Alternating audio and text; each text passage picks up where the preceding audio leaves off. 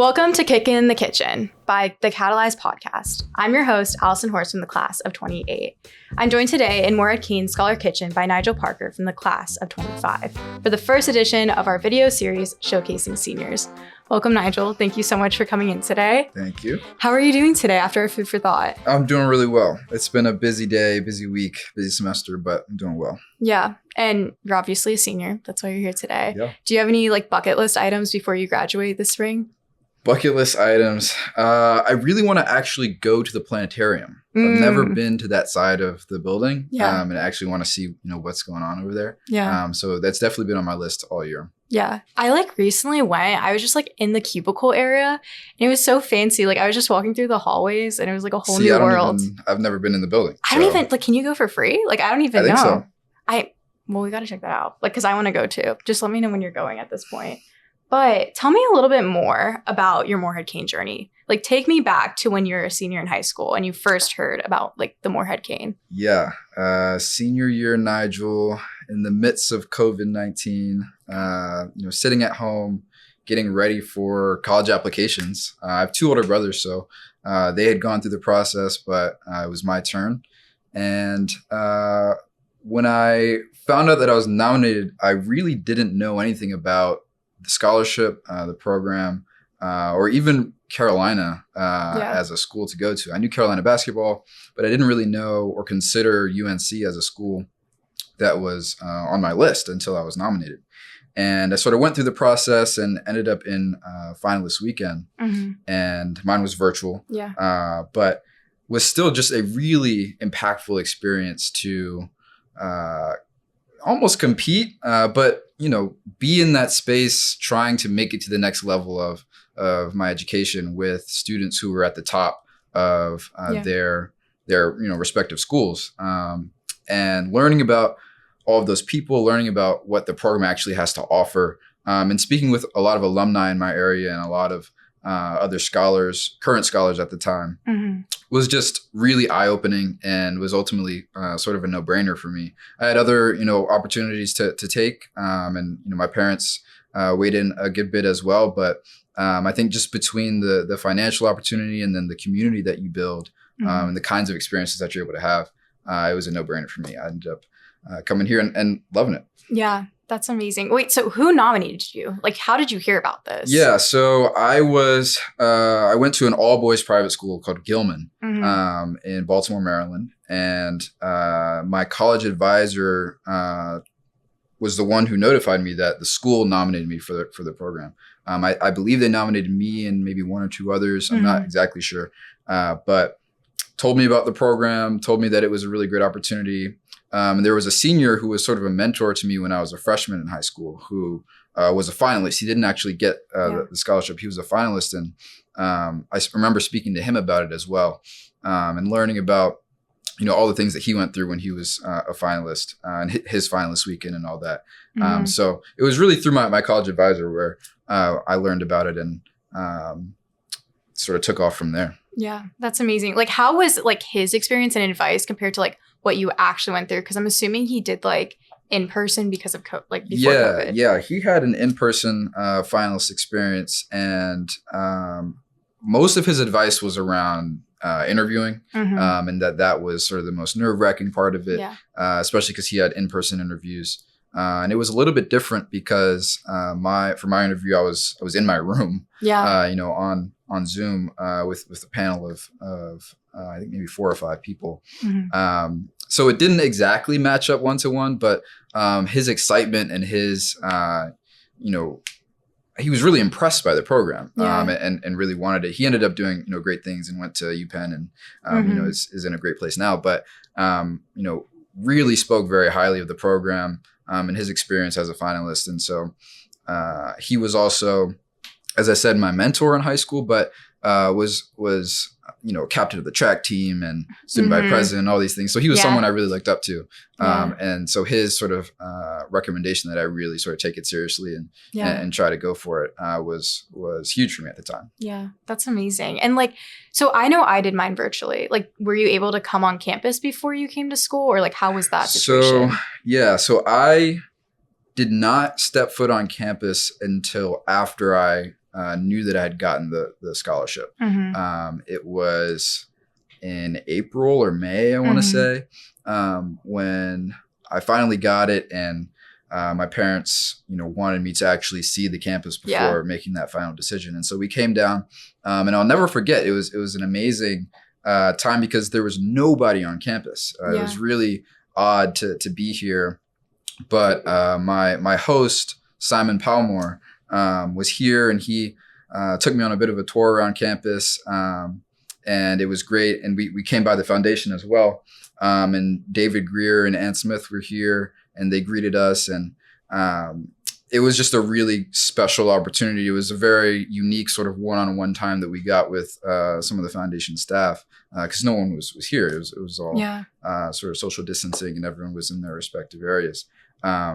But yeah, I didn't actually end up coming to campus until after I knew that I had the scholarship. Yeah. And how was that shift when you got on campus? Because you're out of state, and that's kind of hard. It was hard. And I remember at the time thinking about coming to the South. I had lived in San Antonio, Texas for a little bit in my, before high school and like elementary school. So I had a little bit of experience with the South, but nothing that I sort of could really relate to or no family in North Carolina or anything like that. And so it was an adjustment for sure. But I think the connections that I was able to make during my virtual finalist weekend really pulled me through. My freshman year, 5 out of the 8 guys that I lived with in E-House were all Morehead guys in my awesome. Class. And so that really was a huge part of my integration into the Carolina community and just feeling more comfortable coming in freshman year. I know a lot of other out-of-state students don't necessarily have that community to lean on. And so it was really great for me to have that and to really have a group of people that I could go to for, questions about which building is where and where are the good places to eat and things like that.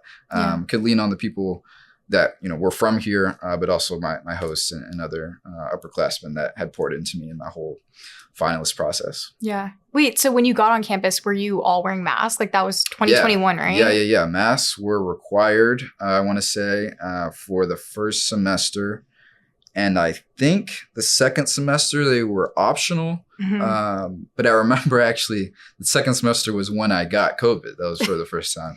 And it was not a great time. But yeah, freshman year was fully, everyone was masked in classes. It feels so distant now, but that was a huge part of freshman year. Like, how was that, like joining clubs and stuff? I feel like you're just so like separated from the whole community. Yeah.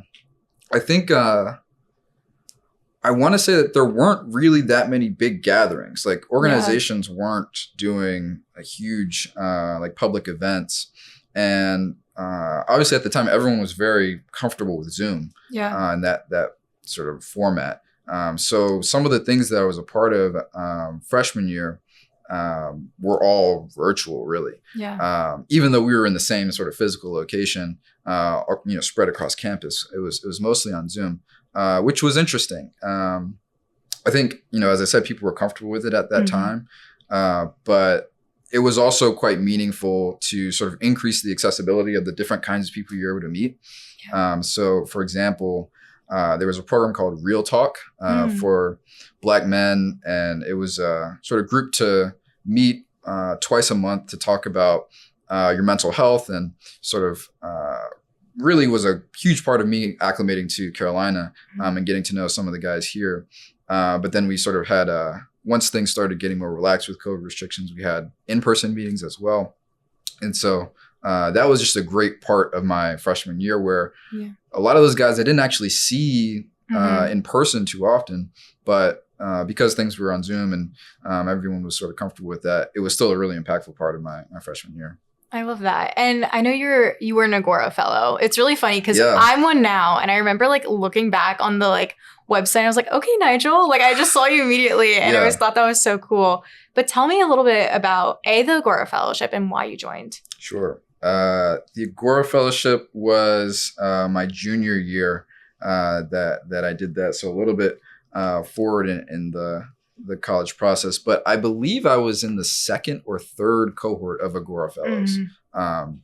It is a program through the Program for Public Discourse, and we essentially learn how to facilitate conversation, civic dialogue, or it goes by a bunch of different names, but we learn ways to foster conversations among students. And it's typically around, issues that are maybe more controversial or difficult to have conversations about. But in my experience, it was really an opportunity to practice that skill. I don't think that people think about facilitating dialogue or having a conversation as something to practice, just because we sort of do it naturally all the time. But this was an opportunity to be really intentional about how are we constructing conversations on campus? What are the sort of goals and aspirations that we have with those conversations? What are the most equitable ways to do that? How can we actually bring people into conversations that are more difficult? But again, just exercising that skill of how to have a real productive conversation. That's sort of what drew me to the Agora Fellowship. And I think it was a great opportunity when I was in the cohort to, at the very least, meet new people and have a really interesting conversation about their worldview. And also put you on the spot. Do you remember your favorite conversation or most impactful conversation in the fellowship? I'm not sure I remember one in particular, but there were certainly opportunities to take what we learn and share that with the community. So I remember we had a conversation about it was either diversity or affirmative action, something along those lines. And we invited the campus. So we invited students to come participate. And I was facilitating one of those conversations. And it was just a great dialogue with a bunch of different people from different parts of campus. And I remember it was sort of outside of Phillips. We set up chairs outside that sort of area of campus. And it was really rewarding because it was a time to take sort of what we had been learning. And, Kevin Marinelli, the director of the program, had been sort of pouring into us and emphasizing all these different things for so long. And so we finally got to put into practice. And so that was a great opportunity for me. And I sort of motivated me to try to do more of that, to take the things that we were learning and apply that to not only structured conversations like that, but every sort of aspect of the other things that I was involved in. I feel like one word, in my perception of you, one word to describe, actually 2 words, is public discourse. I feel like everything you do is somehow revolving around public discourse in a way, in the best way possible though. Food for Thought, which is an initiative you created as a sophomore from your civic collaboration summer that is hosted every Friday and brings in speakers. Tell me more about that. I'm on the new Food for Thought team, and I'm always astonished by the original team. Y'all are killing it. I'm glad that y'all can carry the torch. But as you said, this was a idea. Tucker Stoneman actually was the one who really spearheaded the idea and wanted the Cleveland team to be the team that brought this to life. So the original group was Tucker, me, Kate Quadlin, and Kendall Lee. And we just worked so well together before in our civic collaboration in Cleveland, and wanted to continue that and to bring back some of the things that we had learned there, and brought the model to the program. I was actually abroad when they were first pitching the idea to Chris and others in the foundation. But when I came back in second semester sophomore year was when we first had our first couple speakers, and it was I think it hit from the beginning. We try to get as many different kinds of speakers to touch on a lot of different kinds of topics.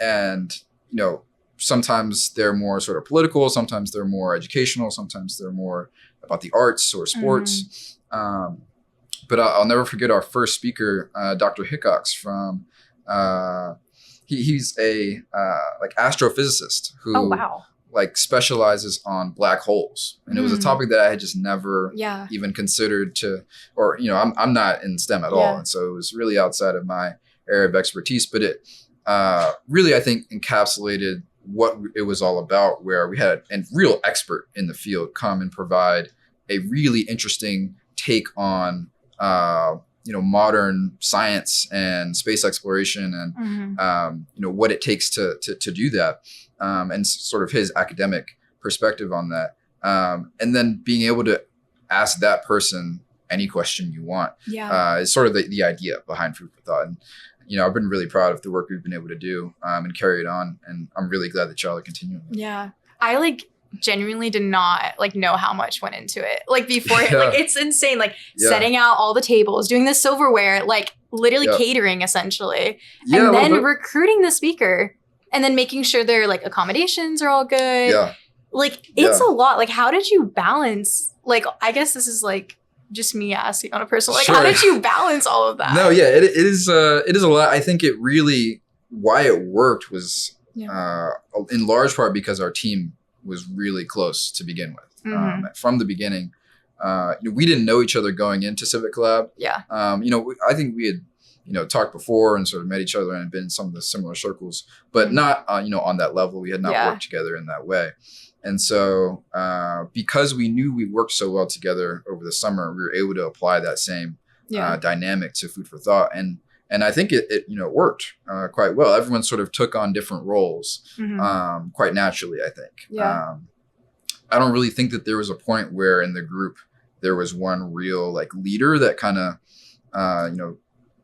was directing everybody. We all sort of worked quite collaboratively to come up with the concept and to adapt it to the foundation and to bring it to life. I think it just was a product of how well we worked together. Yeah. It's seriously so amazing how student-led it is. I think that's so phenomenal about Food for Thought. And I'm just so happy to be part of the new team coming in. I don't know, even hosting it today, very stressful. At the same time, it's so rewarding to have all those little skills of I know where to put a fork on the table and things like that. But speaking of student roles, tell me about your work in student government. Actually, first, what does student government do? Great question. My introduction to student government was my junior year. So I guess sort of in the life of someone who's in student government, a little bit late to the program there, but started off as a deputy chief of staff. And the roles, there's a lot of different roles, and there's a lot of different sort of offices and departments and things. It can kind of get a little bit confusing. But I'll say, when it comes down to it, the description of what student government does is really to represent and advocate for the student body. And that is sort of easier said than done, for sure. As we're on a campus with 32,000 students, the executive branch is really focused on undergraduates, and the graduate students have their own sort of form of student government. But in my role now as the chief of staff, so it took one step up from last year, I work very closely with the student body president, who represents all 32,000 students. And so we have to take all of those experiences and concerns and opinions and translate that or sort of massage that into something that administrators and faculty members and staff will understand and resonate with and apply. And again, easier said than done, especially on a campus with a massive campus of students, but also so many different departments and so many different administrators with different personalities and different interests. And so there's a lot of different ways that we do that work. There's the cabinet that I run, sort of secondary title for chief of staff is chief of the cabinet now, which is made up of 7 different departments led by different students that focus on different areas of campus. If it's DEI or environmental affairs or academic affairs or civic engagement, there's sort of something for everything. And that is sort of our most diverse group within the executive branch. But then there's the student senate as well, that they're the ones that allocate funding to all the different student organizations. And then there's the executive council offices. So my office, the office of the chief of staff, But then there's the president's office and the vice president's office. Yeah. You can sort of get granular with, it's like over 100 people that are involved in student government. But it's this big sort of group of people that are really focused on and passionate about representing the best interests of students. And so we try to do that to the best of our ability. Yeah. That's amazing. Like there's like the student body election or student body president election going on right now. And like you're seeing the host everywhere, but it's like, what does the student body president even do? Sure. And like that was always a question, but I don't know. I know like y'all do stuff, but like now you explaining it, like it just like it's full, like I get it now. Like, I totally do. Yeah. And I should add, the role of the student body president is unique. I mean, they sit on the board of trustees. Yeah. And so that is sort of the ultimate advocacy role of a student. And then the rest of the executive branch is really focused on implementing the policy that they run on and then the programming that complements that policy. So, for example, something that the current student body president, Julia Taylor, ran on was a huge get out the vote campaign because we knew that we were going to be in an election year. And so the Department of Civic Engagement and Outreach Services, run by Nick and Zoe, who are students on campus right now, really took that on and put out what I thought was a really great effort. It was a campus-wide effort and partnered with a lot of different organizations and different parts of student government as well. But really took that aspect of her platform and brought it to life in a way that I was really proud of. And so that's just one example of the kinds of things that we do. But I just saw the initiative. It's like the dining hall swipes? Yeah, that's right. That's another huge win for the executive branch and something that Julia ran on. She's been working, really since she ran last year to get this program here at Carolina. It's a program that we've seen at other campuses in the UNC system, where you can donate meal swipes to students in need, trying to really get at the problem of food insecurity on campus, especially in places like South Campus, where there are limited options for food. And we part of the effort to get that program started was to provide the evidence to the board of trustees. And the way that she did that was a campus-wide effort to get real firsthand feedback on how students are experiencing food insecurity and what that actually means for their day-to-day life, and how a program like this would actually help that aspect of their student experience. And huge win, I think, for student government and for Julia. She's put so much time and effort into bringing that to life. And I think it's just a testament to the kind of work that we're really trying to strive to do and the impact we're trying to have. And ultimately, she's a senior, I'm a senior. It's something great that I think we can leave the university with. Yeah. And you were talking about DEI earlier. So how has that changed with policies and so forth coming down from both like UNC administration as well as Washington? Well, so now things are changing on a national level. I think we'd seen the trend sort of against DEI in a lot of different states, but now is sort of a coordinated national effort considering the executive orders that have been passed. Prior to that, though, as you know, in the summer, the UNC system repealed and replaced their DEI policy. And so that certainly meant changes on the administrative level, but very specifically in the new policy, student organizations are exempt from that kind of repeal. And so we were able to still have a Department of Diversity, Equity, and Inclusion, which was central to Julia's campaign. And it is difficult, I'm sure, as you can imagine, when you run on something that is so core to your campaign and core to your values, and then the university goes in a complete opposite way. And so it's been a challenge for sure to deal with that and try to find ways to still bring the essence of what the words actually mean, diversity and equity and inclusion, sort of separate that from how politicized it's become, and really bring the sort of substance. But one thing that I'm proud of in terms of the transition in policy that the DEI department put on was a Q&A with our former Chief Diversity Officer, Leah Cox. She came and did a town hall, and it was great turnout with students who were troubled by the change, really wanting to get some answers for what Carolina without DEI would look like. Yeah. And I thought it was a great opportunity for them to learn more about, I guess, the specifics of what that policy change means.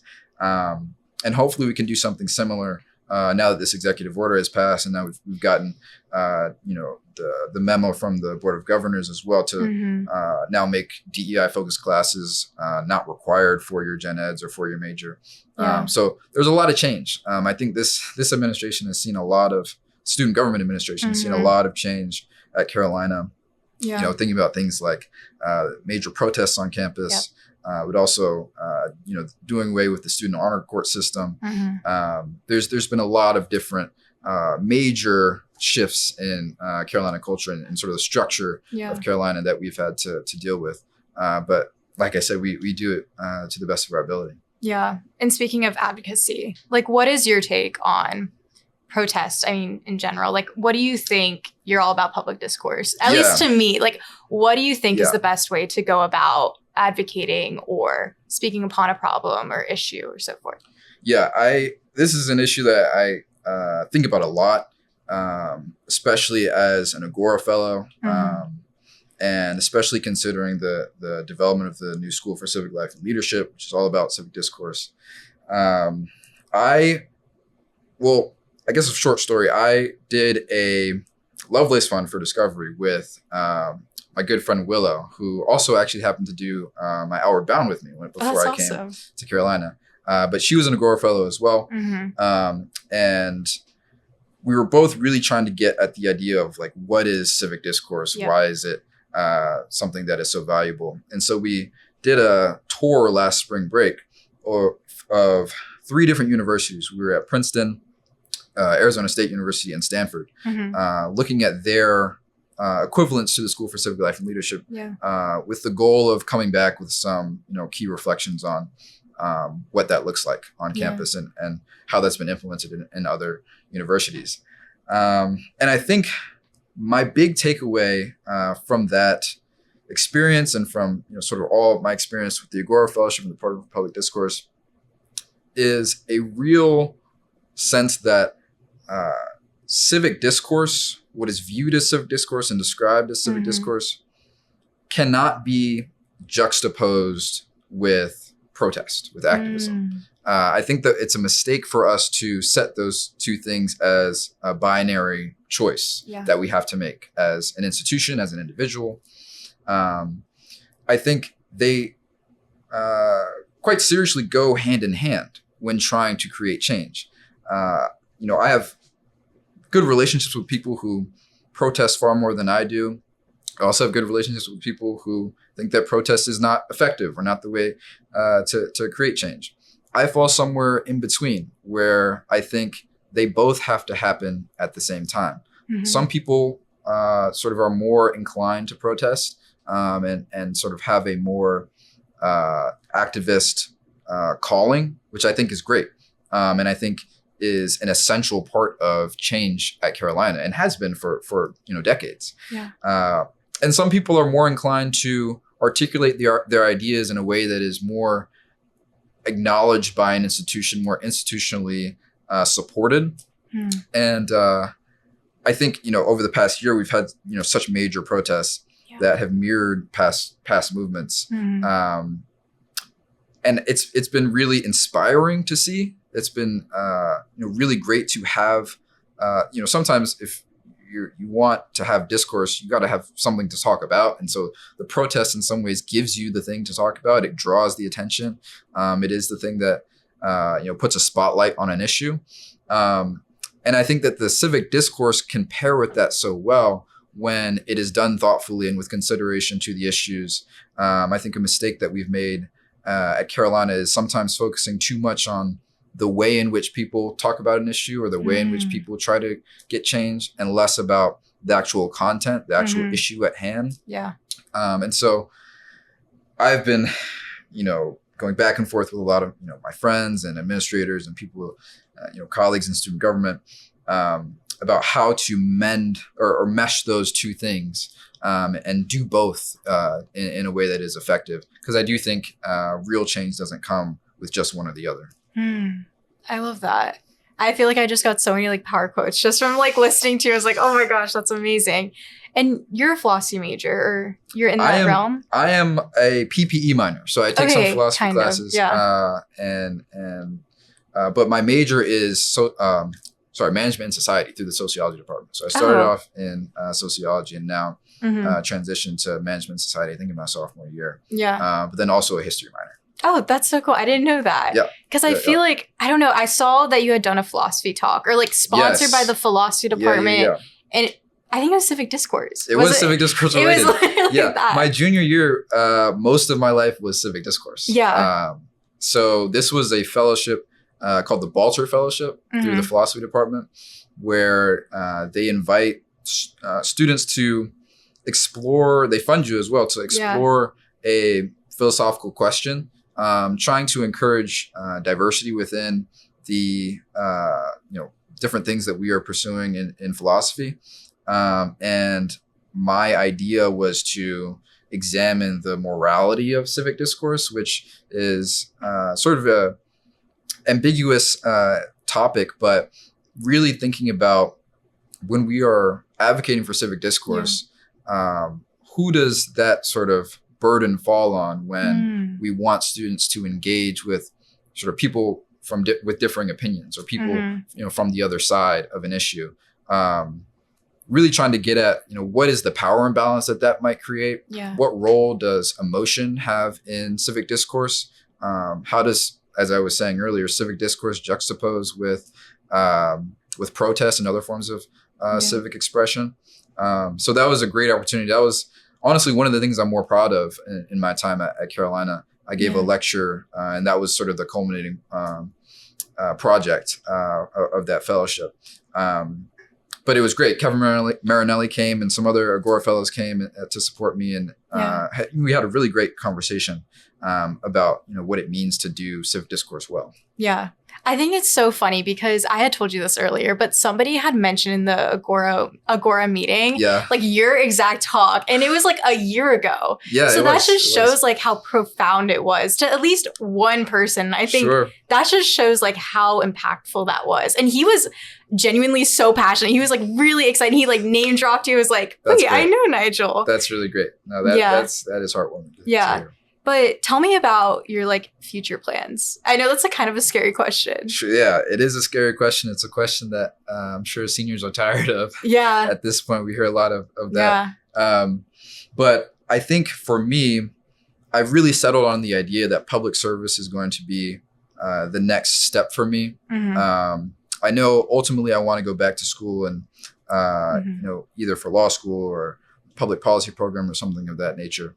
But at least right after Carolina, I want to go into public service and work for a year or two. Yeah. This summer, I was an intern through the Congressional Black Caucus Foundation. So I was working in Hakeem Jeffries' leadership office, which was just an amazing opportunity. It was something that I got the internship quite late, in the planning for the professional development summer process, but really, really loved my time there. Fell in love with DC as a city, but also fell in love with Capitol Hill and the energy that it, is brought there, and the real sense that what you're doing there is making a difference, or it feels important at least.